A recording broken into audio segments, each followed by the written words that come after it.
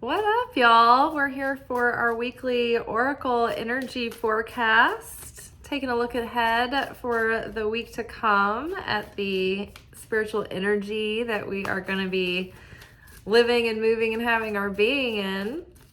Sort of like the spiritual weather forecast for the week. Ooh, we have Goddess. So getting into that divine feminine, taking care of the vessel. Number one, first and foremost, making sure that we have a pristine and undefiled vessel, meaning that we have affinity with the light of the Creator so that we can resonate with the Creator and be open to receiving all the blessings that Creator has in store for us. If we are not in a vibration of joy and we are in, say, sadness and anger and despair, we close ourselves off from receiving and even being protected. We close ourselves off from the blessing because the Shina cannot share space with that which does not have affinity, right? So, and that's what we're talking about, like the Holy Spirit, the actual, the Spirit of God who shrouds you in protection and blessing and favor. That you can't share a space with God if your hands aren't clean. Cleanliness is next to godliness is not just literally talking about, not being messy, which that's true as well, but it's about our vibrational cleanliness, our cleanliness, the purity of our consciousness. And so, in order to be able to be open to receiving, we need to be in a healthy balance of our divine feminine and our divine masculine. So, look at what might be blocking you off to receiving this week. Are you in unity with the world around you and within yourself? Or is there separation elements with those around you or within yourself? Are you in integrity and in alignment with your authentic truth and your desire and your desired manifestation and with yourself? Your higher self, right? Are your words matching your actions, matching your thoughts and your visions and what you're speaking into being? Are you focusing on what you do want rather than what you don't want? So we really want to practice restriction. One of the divine feminine powers is restriction, severity, silence, structure, boundaries. And so that is one thing that we have to give ourselves, because the divine masculine aspect of us is that dynamism that's like inspired. I want to do this. I want to do that. I want to share. I want to do this and that and give this. And it's not really thinking. It has no structure. It has no discipline. It's like the monkey mind in our head, or the wounded child within that wants to go here and do that and procrastinate and self-soothe and be impulsive and not restrict, right? And restrain. So when the divine masculine energy is the first breath of spark of creation and life and inspiration and independence and creativity, the energy has no containment and it has no focus. And so the divine feminine captures that, right, in the womb of creation and gives boundary, structure, restricts. And so we want to restrict ourselves, watch our thoughts, keep our consciousness in a state that is in affinity with the light of the Creator, meaning we're not going to get in a state of anger and hostility, right? We're not going to let things trigger us. And in fact, the things that have been triggering us recently have been there as training to show us, okay, look, this is what still needs to be looked at in the subconscious to be healed, felt, released, and let go of, in order to fully move forward into this future cycle. But now it's about having the mental discipline to practice that and say, okay, I recognize this. I'm praying for God to help me change this anger, dissolve it, and let it go, because we close ourselves off to our blessing the moment that we get in a reactive state of anger. It's like we can feel it and we don't need to repress it or deny it, but we need to not stay there. It's like, we need to transmute it or do something with it so it doesn't keep building into resentment. It's like, what is the anger telling you that needs to change? Do you need to set a boundary? Do you need to speak up for yourself? Do you need to let go? Do you need to grow? what is it telling you? But either way, is it worth falling out of affinity with the light of the Creator? Is it worth shutting off your ability to receive, right? Because the next card is our imagination. We have to really focus and cultivate what we are thinking about, what we are dreaming about, because, you know, this is the seed level of what we are creating. And especially if we're being particularly, like, you know, if we have our creative powers magnified, if, you know, our manifestation power is magnified, then we don't want to dwell on self-fulfilling prophecies that we don't want to see play out. So we need to watch our thoughts and cultivate those and really practice the discipline of choosing those thoughts, choosing to think and envision the life that we want to see come into birth, that we want to birth into being, and not, you know, focus on the lack thereof, because then we will only perpetuate more lack and more anger, right? More frustration. Let's see. We had love come up at the bottom of half of the deck that got cut away, and embrace. We've got growth. So already it's like, instead, just turn away from anger, and instead, don't turn away from it, but feel it and heal it, and, you know, make changes in the situation that need to be changed, because nothing is worth falling out of affinity with your divinity, with the cosmic ring of sovereignty over your thoughts and your consciousness and your vibration and your ability to be a co-creator with divine, right? Nothing is worth that. So always you want to be with the light. If you're in with the light with the Creator, everything will be, your steps will be laid out for you. The doors will be opened. Everything that's not for you, you will be protected from, and everything that is for you will be protected for you and brought to you. But you have to be in a state of love. You have to embrace and accept wherever you are in this moment. And once you do that, it's like the growth will be exponential, right? You'll be crowned in this like Kundalini, enlightenment, energy, magnetism, flow, universal favor. Water came up. I think this is very relevant. I had the sacral chakra come up in my own personal reading. The moon is really like in the forefront right now, with having just had the Virgo full moon. So water cleansing, that would be really great to get into the water, maybe with baths. If you can go to living water, it has an intelligence. Which reminds me, I need to watch this documentary somebody shared with me about the language of water and how water can communicate with us. I mean, there's no end to the things that we've been finding out about water.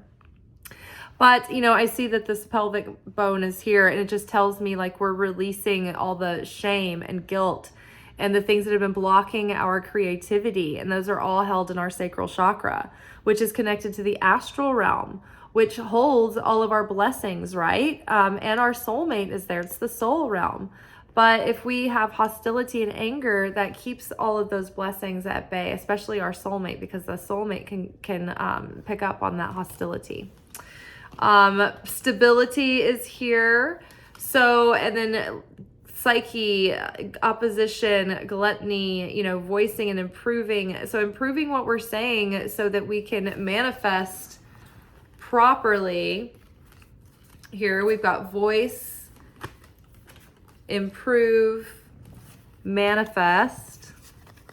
I don't usually pull out this many cards, but like they were just telling me all of these things. So I'm just going to continue to read the chunk that fell out. So voice had come up with improve and earth. So this is basically name it and claim it energy. So watch your words. Improve how you're talking about your life. Your words they grow things. They have effect. So watch your words. If your words are evil, then you will speak death onto your life and others, and that there will be consequences for that. So improve the way that you perceive things, the way that you're seeing things, and the way that you're speaking things. Because this card always to me is like the manifestation of what we're speaking into life, what we're speaking into being. And the more that we can improve upon what is coming in and out of our mouths and what we are taking in and out of our consciousness, then we can speak forth things that are of value, right? Gemstones and abundance, right, are going to be growing along with our consciousness. So as our consciousness grows, so does the abundance and the fruitfulness of what we're speaking into being, what we're naming and claiming. And then we have stability and gluttony here with psyche. So again, this is like aligning ourselves, heart, mind, soul, body, and spirit, making sure that our actions are aligning with our desired manifestations, making sure that our thoughts are in alignment and that we're cultivating what's going on in our thought realm and our imaginations. We're keeping a close watch on our feelings, and we want to cultivate joy and happiness and thanksgiving as much as we can, because if we're not in that state of gladness, then we can't really receive. And so that's what we need to do in order to stabilize ourselves. In the meantime, we need to cut back on any gluttony in any particular area, because we want to have restriction and balance, right? We don't want anything having control over us. We want to practice sovereignty over all the areas of our lives. All right. So, oh my goodness, y'all, more cards than ever. We're still at a cool 11 minutes. Unbelievable. Oh yes. And then so with gluttony, also came opposition and stability. So the gluttony is like an opposition to stability. So don't be overly opulent or loose in your like diet or in your partying, or like saying, talking up a big storm and making promises you can't keep. Like, don't overdo it really anywhere, because this is the opposition to your stability right now. Temperance is key. And through this, we are having an elevation and a rebirth of self, right? This is that higher self. This is that authentic self. So if we're true to ourselves, we really try to, get a hold of our anger and release that and heal that and release that hostility. Don't fall prey to gluttony right now. I mean, we are in the 40 days of Lent. So this is the time where we have, stand in solidarity with Jesus in the desert for 40 days, where he was tempted 3 times. And that temptation, that time in the desert, that's when we go to that deserted, desolate place to turn inward and to be exposed to the harshness and the elements, right? And to be taken to our edge so that we can be tempted and so that we can face our demons, face our opponent, head on with like no other distractions, and overcome and free ourselves from the chains of illusion that enemy has on us, right? And so that's what we're doing as we are depriving ourselves from a comfort that, was something that gratified, the body. Also, we relate that to the parts of our ego that are eating up, that are feeding on, whatever the ego is feeding on, right? So we're trying to annihilate those parts of ourselves too, because whatever the ego is feeding on, that's like an addiction. That's like the Pharaoh, right? This is the season leading up to Passover. There was a reason why Jesus went to the desert during this time of year. It was because he was preparing himself for Passover.